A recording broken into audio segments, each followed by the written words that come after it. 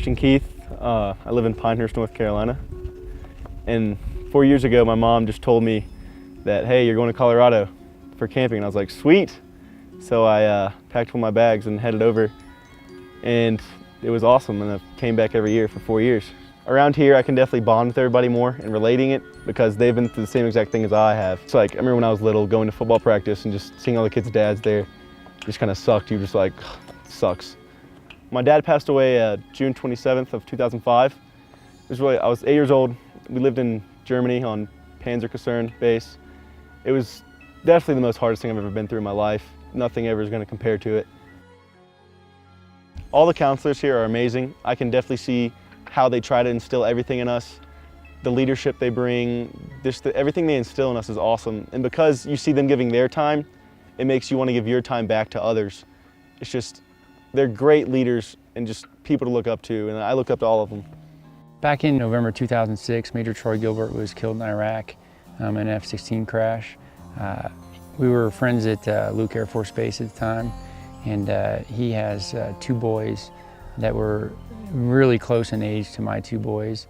And during his memorial service, I just really felt the calling to do something for those boys. Through the grace of God and a lot of generous folks and people willing to give up their time, the Knights of Heroes program began in 2007, was our first camp.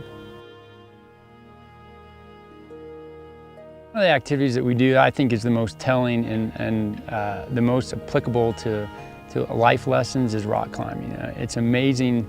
I mean, everyone's afraid of heights. It's the way we're born, and we're supposed to be afraid of heights. It's a natural instinct. But what we teach the boys is they're going to face challenges in life, and if they can learn to control their emotions and control their fear and control their the way they feel and overcome that, then they can do anything. 2 years before I heard about the program, I lost my husband when he died in a plane crash. And his backseater had two twin daughters. And when I heard about the program, all I could think was how awesome would it be if they had a program like that to get involved with as they got older. So many of them came last year and hadn't really ever had the opportunity to do outdoor stuff, or the only person they did outdoor stuff was with their dad. And so for us to be able to provide that experience for them, certainly not the same, but kind of lets them have experiences they wouldn't otherwise have. We really use rock climbing to try and help them see that they can, one, trust other people, and two, that they can really do a lot more than they think they can do. We're pilots in the 457th Fighter Squadron, and we all fly F-16s in that unit. I absolutely love every one of these boys like they were my own sons. And I think that, in essence, to me, is really what this is all about. And it's something that may not stick with them when they go home, maybe next week.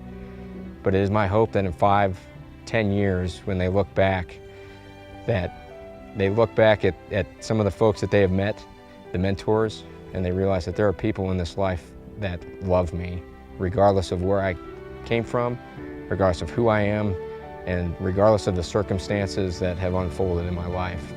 And so for me, it's very simple. It has everything to do with honoring the men and women that have lost their lives, and I can think of no greater way to honor that memory than to care for their children. Very simple.